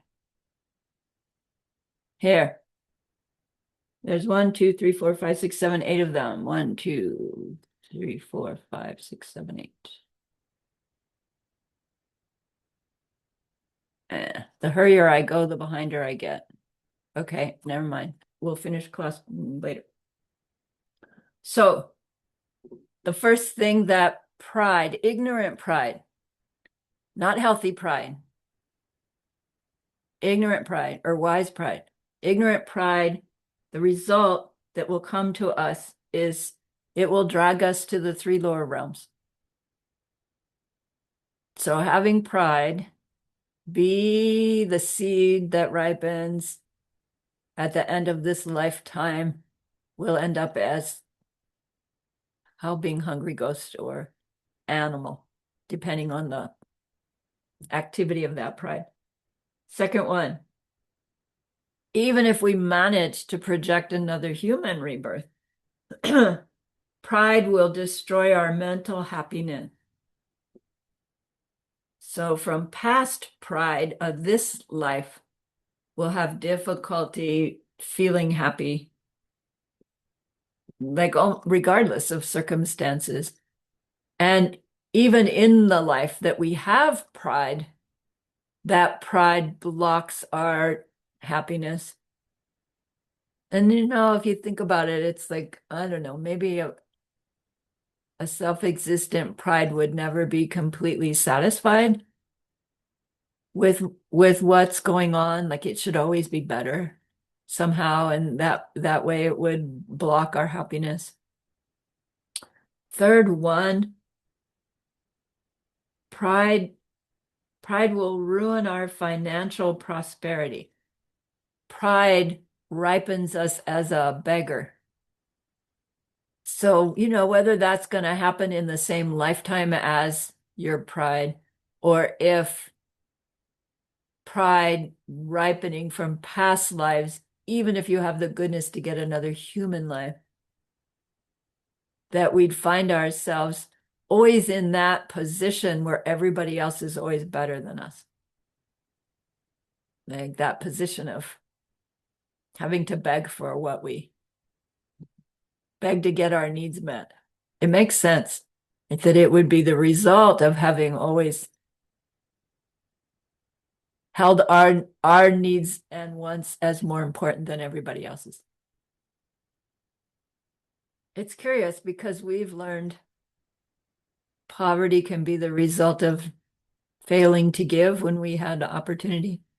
Poverty can be a result of stealing. And now poverty can be a result of pride. Curious.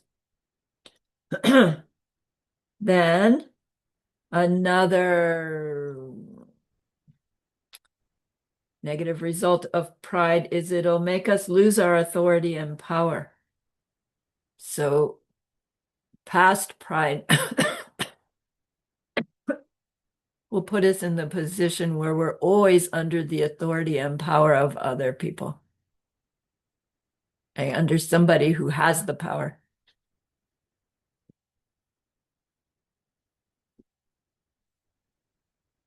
So maybe that's not a bad thing. Right? Somebody else in charge. All right, you take responsibility. I'll do my part, but You bear the brunt of it. Maybe it's not a bad thing to be under the power and authority of others. In which case, maybe we used our pride in a good way, in the one that's ripening in that position. But when we're under the power and authority of others and it's unpleasant, that's the result of a pride that was the kind of pride we're talking about, where, I, me are more important than you. And so I can boss you around and make you do things that I want you to do. Will ripen as being the one where that is done too. Fifth one, Shepalampa. Pride will make us stupid, because to have pride means we think we have this intelligence that's built in, self-existent intelligence. And as a result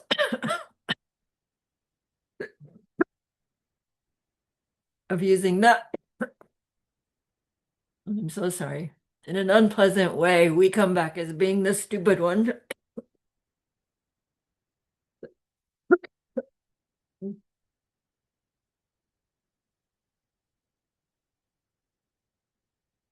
Sorry, I know that's so unpleasant.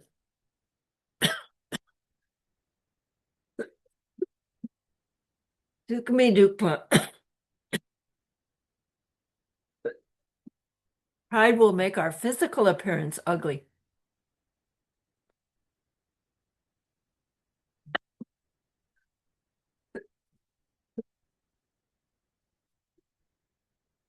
Yum Chungwa.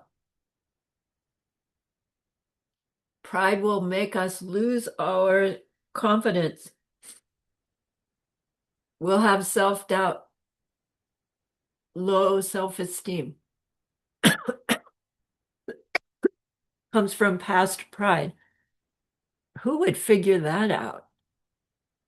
You would think pride would carry over a strong self-esteem. But when our self-esteem overrides into overpowering others, the result of that is we don't have the confidence to even know that we can achieve something. And then Shenki Nyepa, pride will make others abuse us verbally and physically. If in our pride we verbally and physically abused others, then that pride's going to come back to us as that.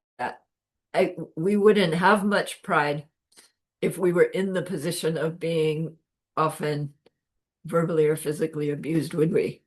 We'd have a lot of self-doubt, and so we can see, but it's like it would be hard to come to our own conclusion. It's like, whoa, in the past I was overly prideful and used it as a reason to hurt people.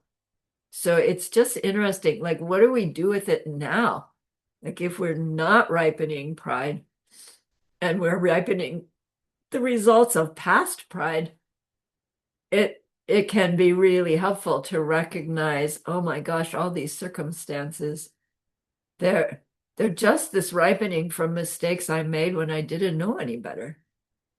And now I understand. So it's like, it wasn't my fault. It wasn't their fault. It's like, this is all riding out on this past mistake. And now I understand, and it can be done.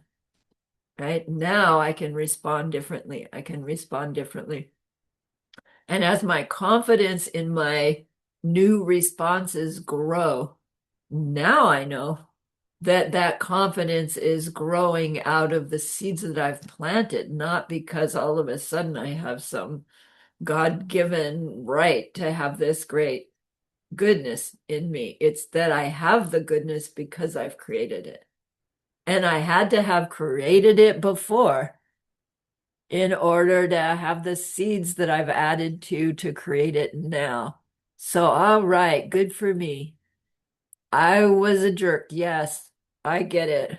I didn't know any better. Now I know. Now I can fix it going forward. And I can hopefully forgive, right? Not meaning all that crap that's happened in the past is okay.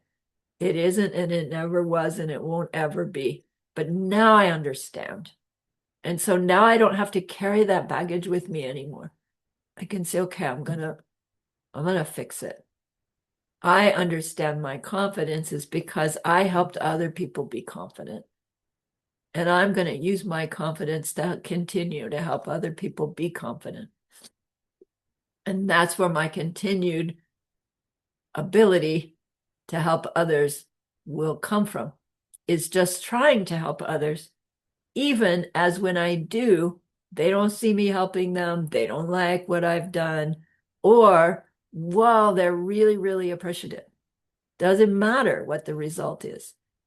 It's my ability to try that changes me so significantly. Mm.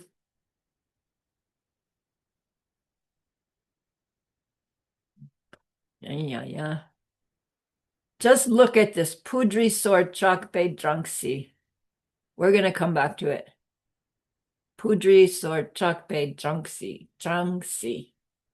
And then I've got to go back again.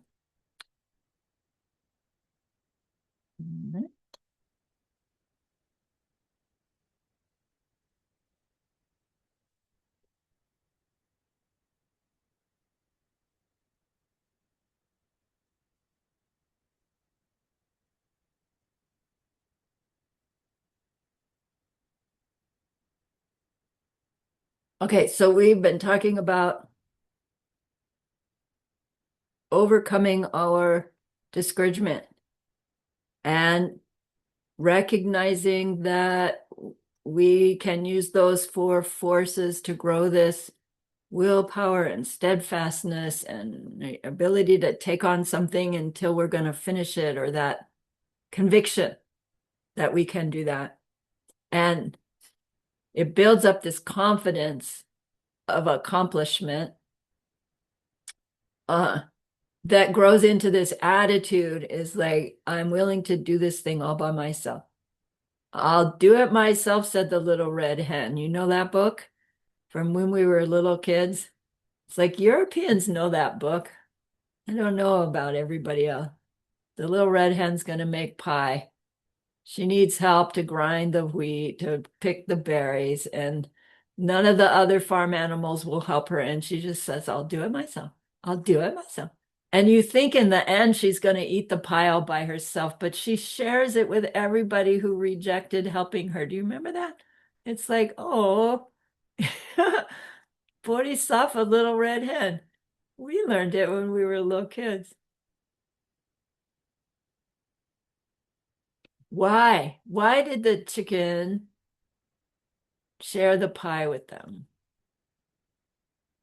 Because she knew this. The entire world lives at the mercy of their mental afflictions. They are incapable of helping themselves at all. Beings can't do what I can do, and thus I'll be the one to do what must be done. Meaning, everybody in samsara misunderstands where happiness comes from, and so misunderstands their mental upsets and their impulses to get what they want, to do things to get what they want and avoid what they don't want. So they choose things that they think will make them happy, but don't. And actually, even when it seems like they do, that's even worse, because then it seems to confirm that what they did brought what made them happy in the next moment, but it didn't. And it's like they're just so mixed up that it's no wonder they're incapable of appreciating what I tried to do for them. It's no wonder that they choose the wrong things to find their own happiness. And it's no wonder that when I try to explain to them what they're doing wrong, they think I'm nuts. Right? So it's like, if they're so colored by their misunderstanding their world, what do I expect? As I'm trying to help them in ways that seem so different. I mean, the ways I help are not different. I just hold the door. I'm doing it with a different state of mind, hopefully. But then at some point, the boss is yelling. Everybody expects you to yell back. Everybody expects you to say bad things about the boss afterwards. And you don't. You don't yell back. You tell everybody how great the boss is. And everybody goes, "What's wrong with you? They were yelling at you." And it's like they don't aspire to be like you until they see, oh my gosh, she's always happy. Like she always seems to know what would help me feel better. That's right. There's all these, until we show that to somebody, why would we expect them to all of a sudden go, "Oh, thank you. You're so wonderful." Right? Maybe we get those responses. It's not because of what we just did. It's because of past responses to others. Wow, thank you so much. So Little Red Hen knew that. And so she was given an opportunity to help her. They didn't want to help. That's fine. She's still just as happy to share the pie with them because someday when she asks, "You want to help me grind the corn?" They'll go, "Yeah, yeah, let me help." Right? Because they finally imprinted enough goodness that they see it that way. All right. What would you like? Shall I keep to our schedule and finish this next class? Or would you like me to take more time and finish it? It'll probably be 15 more minutes. Your choice. What would you like? You tell me. Stay or go? Stay or go? Stay. Stay, stay, stay, stay, stay. Okay. Janet, I know it's late. If you'd like to go, feel free. I mean, I think Mike has a class. I mean, I don't know. I'm not the only one, but I guess we're staying. Uh-huh. Well, anyway, you'll have the recording. So if you need to go.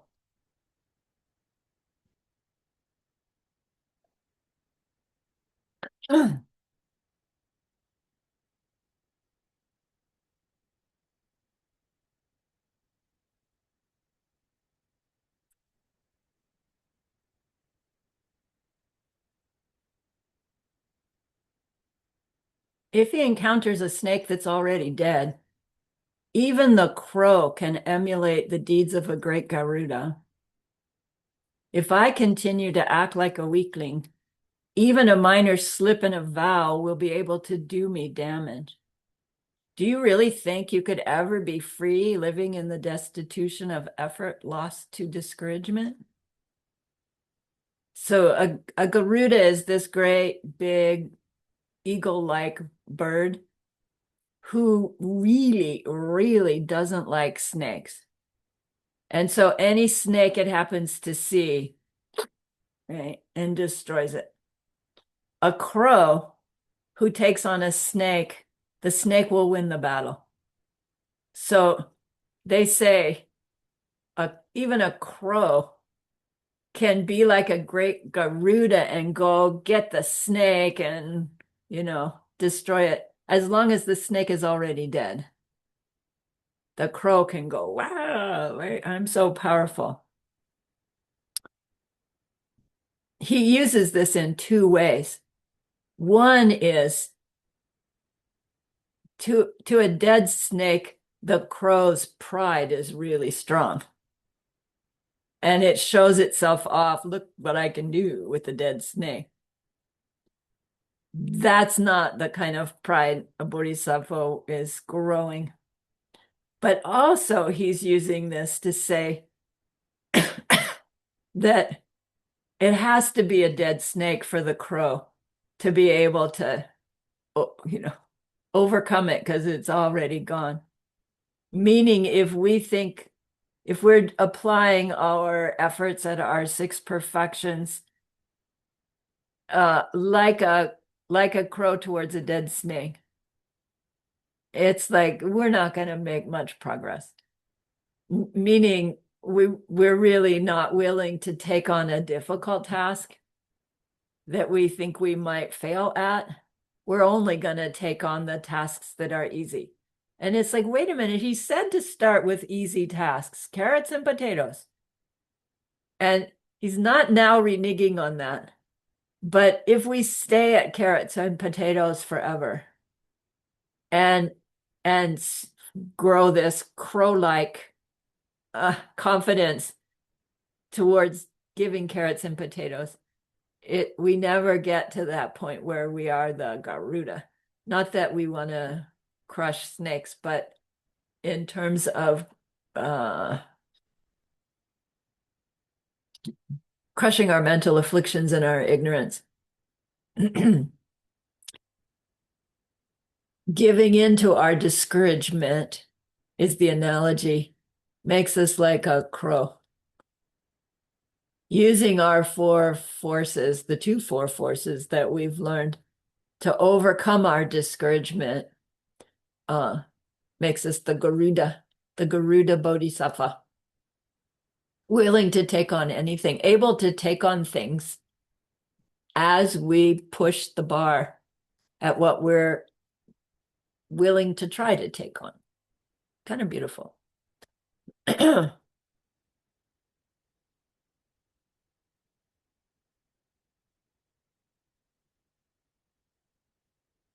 But then the Garuda can get over prideful. Those of confidence never become slaves of the enemy pride. Others have turned to slaves. Meaning if these good qualities come up and we take it to mean we now have those self-existent qualities, we will use them in the wrong ways. And so we just finished talking about those whose hearts are filled up with the affliction of pride are by this thought dragged to the lower realms. The feast of a human life is too, meaning also destroyed for them. As servants, then, they eat the crumbs from another's table. They are stupid and ugly and always feel uncertain of themselves, and every person they meet abuses them. So not necessarily all of those, but any combination or any single one can be a result of past wrong pride, mentally afflicted pride. I'm better than you, pride.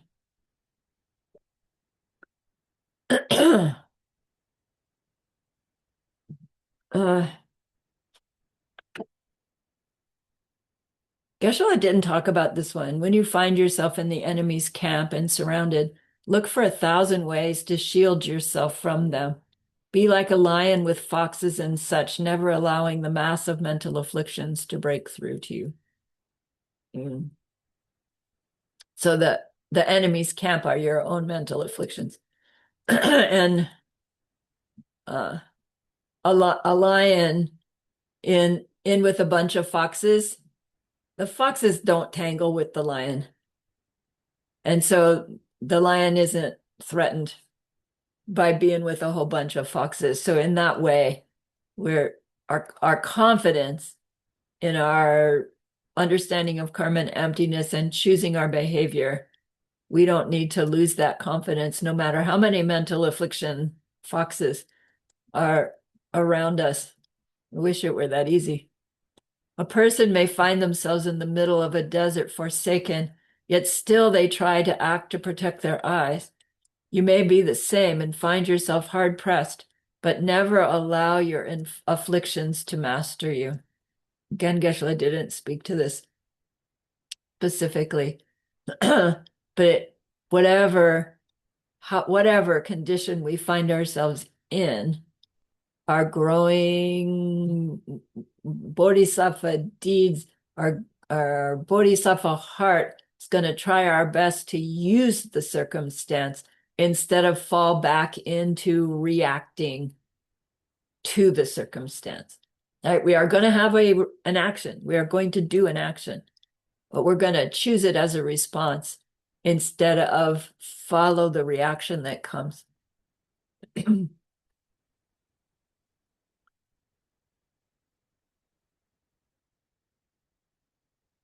For those who seek a feeling of fun from playing a game, These ones as well should cultivate a craving for this work, all those that work for them, and come to be insatiable in seeking it and taking joy.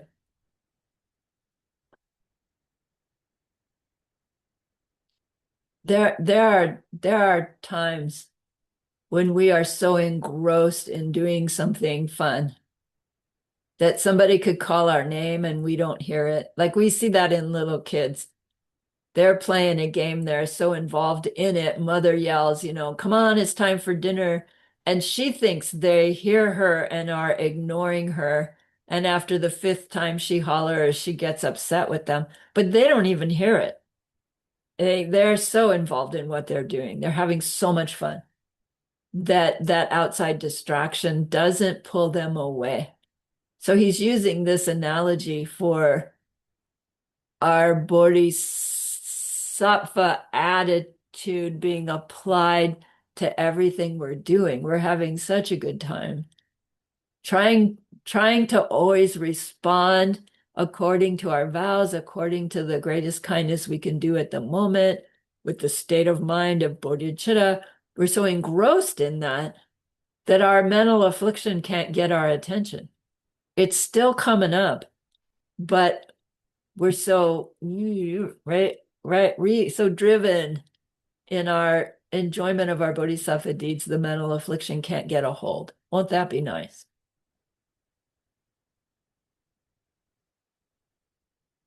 People work for happiness, but there's no certainty that what they do will make them happy. How can you ever be happy if you fail to do that single work, their own, which makes you happy? That's slippery. Where does our happiness come from? Seeds planted by trying to bring a little happiness to somebody else. So it's your happiness that is the cause of my happiness. No, that's not quite right. It's my trying to give you some happiness, healthy, moral happiness, is the cause of any happiness I can ever experience. Trying to bring you happiness is the cause of any happiness I can experience. All the things we do to get happy, they only seem to make us happy because they're ripening results of when we tried to help somebody else be happy in the past. So to try to make our own happiness, what do we have to do? Go make another cup of tea? No. Do something to try to help somebody else be happy. What if I try and they don't get happy? Does that mean I won't get happy in the future? No, because I tried, right? I sincerely wanted to bring somebody some ethical pleasure. If it didn't work, it was like the person standing behind the building when the sun came up.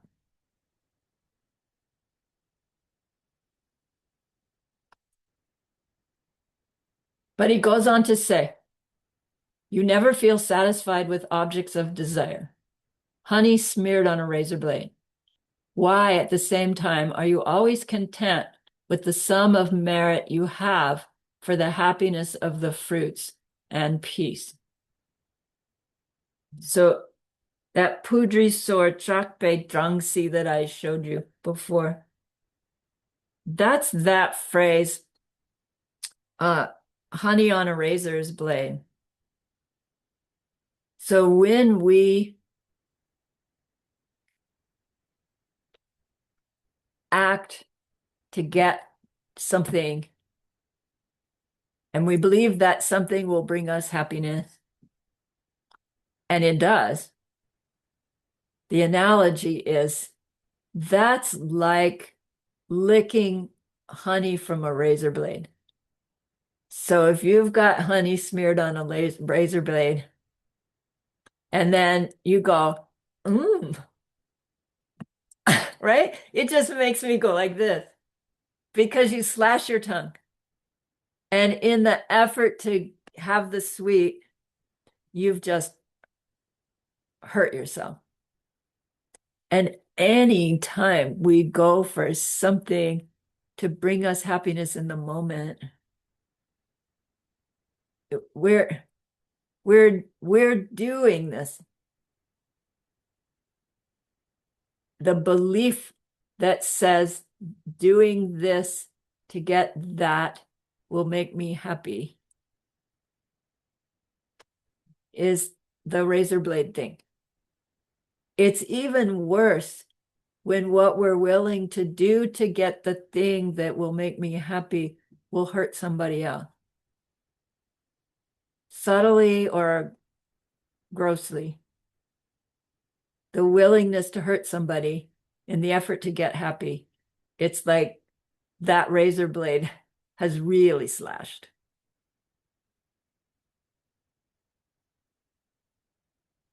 So they often use that analogy to help us with our renunciation. But here he's saying anytime we're still acting in a worldly way to get happiness, it's like saying that we are content with the amount of merit that we've already made because now I'm going to go back to my old ways. It's not conscious, of course. But once we know how to create the merit that will go towards our Buddhahood, anytime we're not acting from that, we are slashing our tongue with a razor blade. And it's like, oh man, he's really, before he was saying, don't worry, take your time, carrots and potatoes. Now he's saying every minute you're not giving carrots and potatoes or better, you're cutting your tongue. Oh man. And I'm supposed to not get discouraged. This is the don't get discouraged chapter.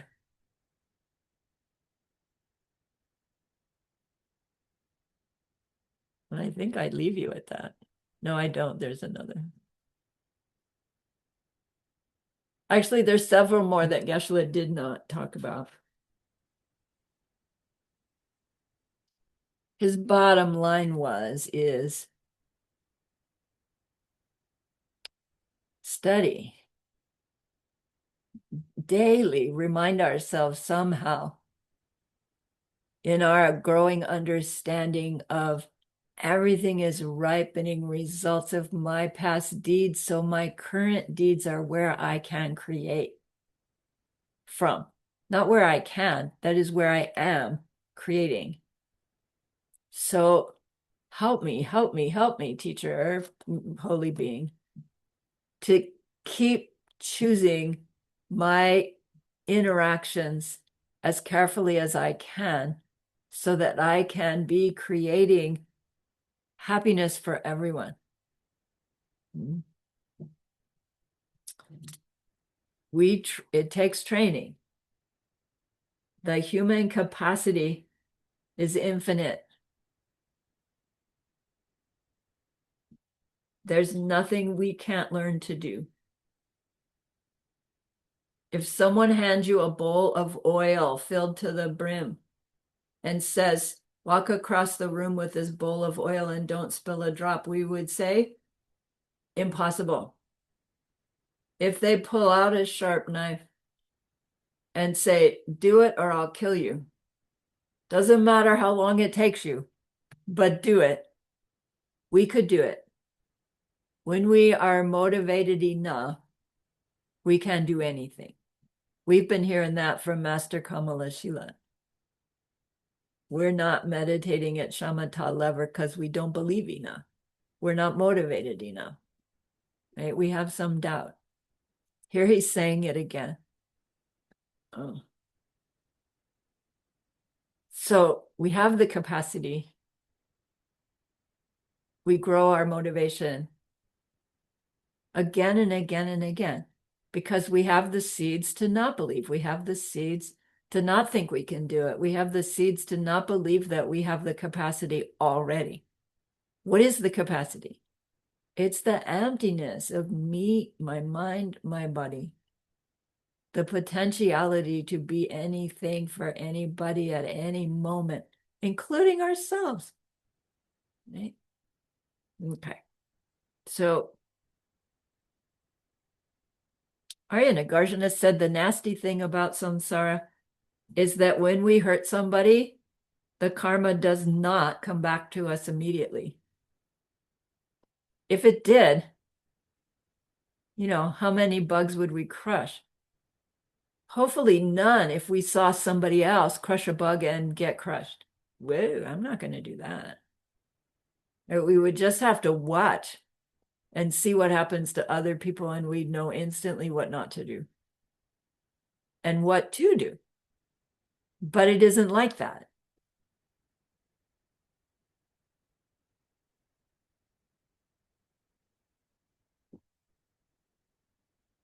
But we don't want to admit it because we want to believe that what I do in the moment brings what comes next. Because it's so disconcerting to not know that. Like if you put your hand on the doorknob and you weren't sure that it was going to open the door, or you weren't sure what was outside the door when you opened the door, or you weren't sure if there would be pavement under your foot by the time your foot got there, like it would be so disconcerting until we were so sure that my seeds ripening will take care of whatever is needed next. We used to call that faith. At some point, our wisdom is such that that becomes conviction. So, laws of karma apply to all of us all of the time. Whatever we do towards others will come back. So Geshe-la said, let's cultivate our Dharma awareness as if there's a knife at our throat. Because technically there is. Lord of Death is chomping at the bit to get to us. Okay, aren't you inspired? Isn't your discouragement gone?